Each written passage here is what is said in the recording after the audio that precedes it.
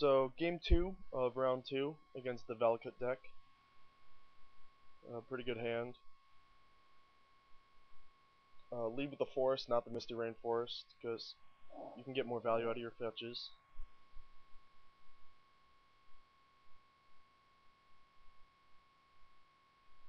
Now here, I probably would have just played Step and passed. But since I drew Baneslayer, I want to be able to play a turn 3 Baneslayer, so I'm going to run my bird out there. The reason I would have passed is because I don't want to get fork bolted. If he fork bolts after I play birds, then I have to negate, and I don't want to have to waste the negate on a fork bolt when I can just minimize the impact that it has by the way I play.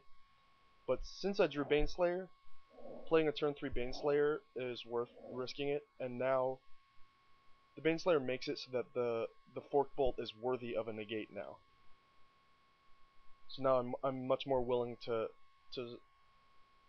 have to waste the negate on a fork bolt than I was before.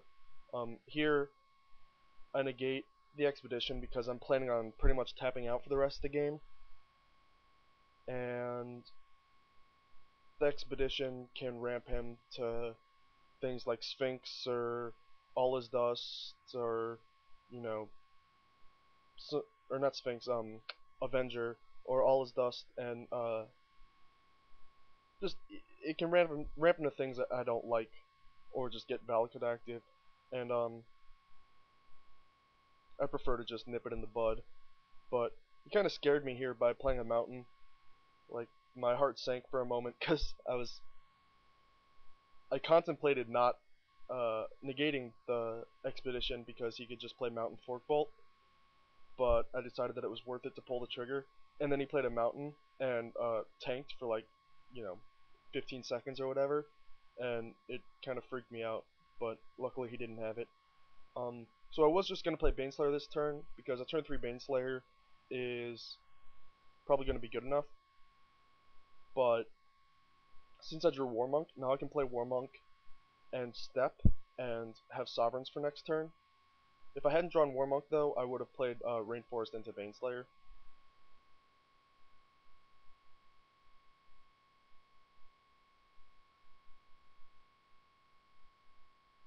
So he plays Oracle and gets a land. So now I'm just gonna Sovereigns his face.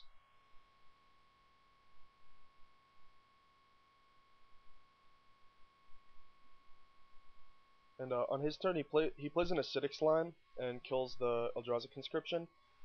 And I think it's worth pointing out that a lot of people, they know they're gonna lose in that spot, so they just concede. But it's possible that I have the other Conscription in my hand, and thus can't Sovereigns for it. So there is a small chance that he's not dead, and he correctly does not concede until I show him the other Conscription, which is a mistake that some players make. Also,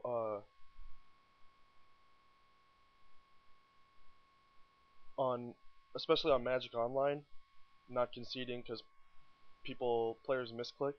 In an 8-man or whatever, save some time, be courteous. But like in these Magic Online PTQs, a lot of money's on the line, and misclicks and power outages and things happen. So make sure you make them kill you.